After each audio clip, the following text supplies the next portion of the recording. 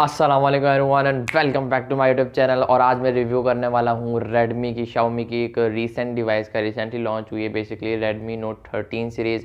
और आज मैं रिव्यू करने वाला हूँ रेडमी के नोट 13 का, जो कि तीनों मॉडल में सबसे पहला वेरिएंट है, सबसे पहला मॉडल है, सबसे एक नीचे वाला मॉडल है, क्योंकि रेडमी नोट 13 है, रेडमी नोट 13 प्रो है, प्रो प्लस 5G वाला वेरिएंट है। खैर ईयरबड्स भी लॉन्च हुए हैं इसके साथ। आई थिंक सो कोई वॉच भी लॉन्च करी है Xiaomi ने, तो उसके बारे में तो बात नहीं करूँगा। मैं स्मार्टफोन्स के बारे में बात करता हूँ तो 3 फ़ोन लॉन्च हुए हैं, तीनों में एक एक दो दो वेरिएंट लॉन्च हुए हैं। प्राइसेस आपको पता होगी। रेडमी नोट 13 प्रो के ऊपर, रेडमी नोट 13 के ऊपर आज की वीडियो डेडिकेटेड होने वाली है कि कितनी प्राइस है। प्राइस तो आपको पता होगी। क्या इस फ़ोन को बेसिकली एक तरीके से मैं रिव्यू करने वाला हूँ, क्या इस फ़ोन को लेना चाहिए आज के टाइम पर, या फिर आप किसी और फ़ोन को परचेस कर लो इसकी जगह, बिकॉज इसकी प्राइस जो है वो 8/128 वाले की वेरिएंट जो है वो 54,999 है, मतलब तकरीबन 55,000 ही समझ लो।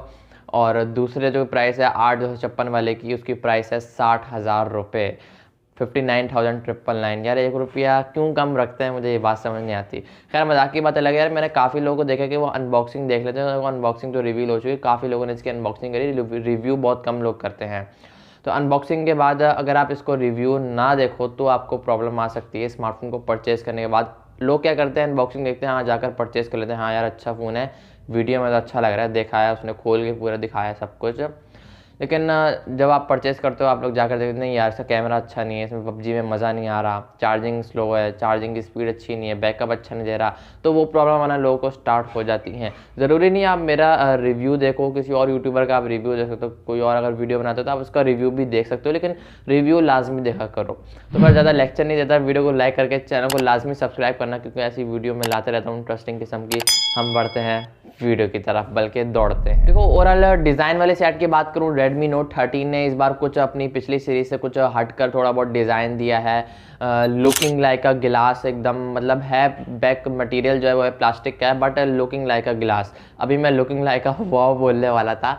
तो खैर नो डाउट डिज़ाइन इसका काफ़ी प्रीमियम है। 2 बड़े बड़े लेंस हैं, 3 कैमराज हैं, आई थिंक सो कि तीसरा जो लेंस है वो छोटा है, उसके ऊपर एलईडी फ्लैश लाइट दी गई है, जो कि एक अलग ही लुक प्रोवाइड कर रही है। कैमरास के साथ ही एक रेडमी की ब्रांडिंग देखने को मिलती है। बाकी नो डाउट ग्लॉसी लुक के साथ आता है, दूर से देखने में लगेगा कि काफ़ी एकदम इन लोगों ने कलर्स जो डाले हैं फ़ोन के अंदर वो काफ़ी कमाल के डाले हैं। लाइक डिफरेंट कलर्स में 3 कलर आते हैं, आई थिंक सो कि ग्रे है आई थिंक और ब्लू है, आई थिंक सो कि तीसरा मुझे याद नहीं आ रहा, ब्लैक होगा कोई। तो नो डाउट काफ़ी बेहतरीन फ़ोन लग रहा है देखने में। बाकी सबसे बड़ा इसका जो हाईलाइट पॉइंट है ना इस स्मार्टफोन का, मुझे डिस्प्ले का और जो रीज़न है, मेरा पहला रीज़न इसको रिकमेंड करने का, उसका स्मार्टफोन का डिस्प्ले 6.67 इंचेस का एक एमोलेड पैनल है। फुल एच डी प्लस की रेजोल्यूशन भी है। ये स्मार्टफोन अपने अंदर 120 हर्ट्ज का रिफ्रेश रेट भी लेकर आता है, जिसकी वजह से अगर आप स्क्रोलिंग करते हो, ब्राउजिंग करते हो, तो आपको कोई प्रॉब्लम नहीं आने वाली इस स्मार्टफोन के अंदर। 1800 नीट्स की बिग ब्राइटनेस भी है, due to 1800 nits big brightness. अगर आप बाहर इस फोन को लेकर जाओगे तो भी आपको कोई प्रॉब्लम नहीं आने वाला। विजिबिलिटी धूप में काफ़ी कमाल की होने वाली है।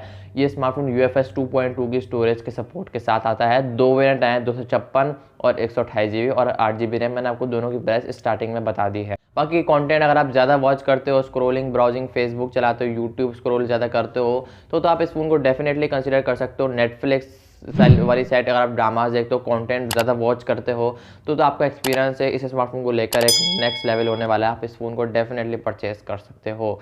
बाकी कोई नहीं, अच्छा फ़ोन है यार। ये स्मार्टफोन 2 ही मेमोरी वेरिएंट के साथ है, मैंने आपको बता दी 128 और 256। बाकी अच्छा फ़ोन है, IP54 की रेटिंग भी है, तो डस्ट और वाटर रेसिस्टेंट तो नहीं है, बट अगर ऊपर से छींटे वीटे आ जाए तो ये बर्दाश्त कर लेगा ये फ़ोन।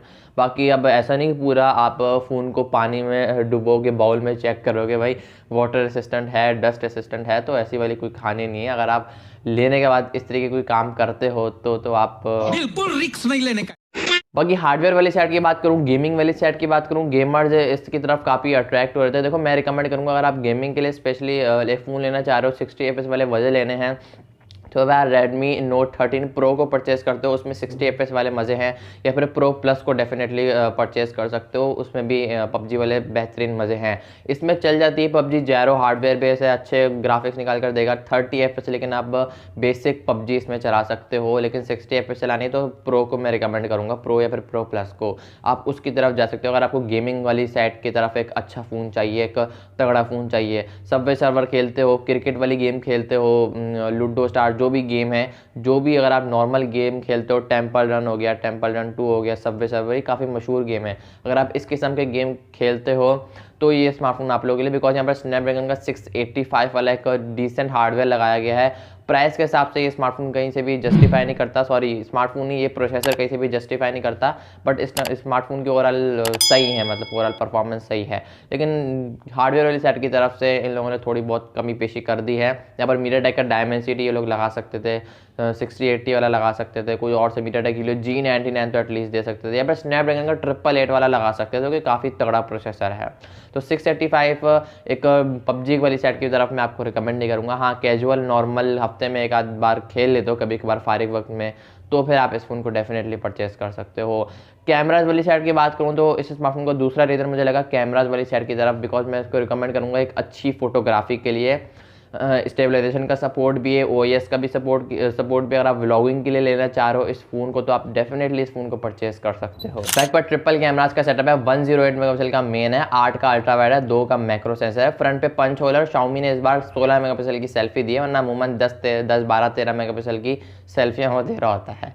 तो कोई नहीं, नंबर इन लोगों ने बढ़ा दिया है और क्वालिटी भी अच्छी है, आप लोगों की स्क्रीन पर शो हो रही होगी। ट्रिपल कैमरास का सेटअप है, 108 मेगापिक्सल का मेन है, जो सारी फोटोज़ आप देख रहे हो ये मेन कैमरे की ही हैं। बाकी स्टेबलाइजेशन वाली वीडियो भी आप बना सकते हो, अगर आप व्लॉगिंग के लिए लेना चाह रहे हो, अच्छी फोटोग्राफी के लिए मैं आपको इस फ़ोन को रिकमेंड करने के लिए तैयार हूँ, बिकॉज एक्सपोजर काफ़ी अच्छा कंट्रोल कर लेता है। इन्फिनिक्स की तरह नहीं है कि पीछे से कभी डार्क कर दिया कभी लाइट कर दिया, तो नो डाउट यार इस हिसाब से कैमराज, वीडियोग्राफी, इवन के फोटोग्राफी भी काफ़ी डिटेल कैप्चर करता है, बेहतरीन फोटोग्राफी करता है।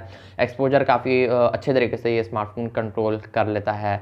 बाकी इन सब चीज़ों को चलाने के लिए इस स्मार्टफोन के अंदर 5000 mAh की बैटरी लगाई गई है, जो कि आपको लंबा सा बैकअप देगी।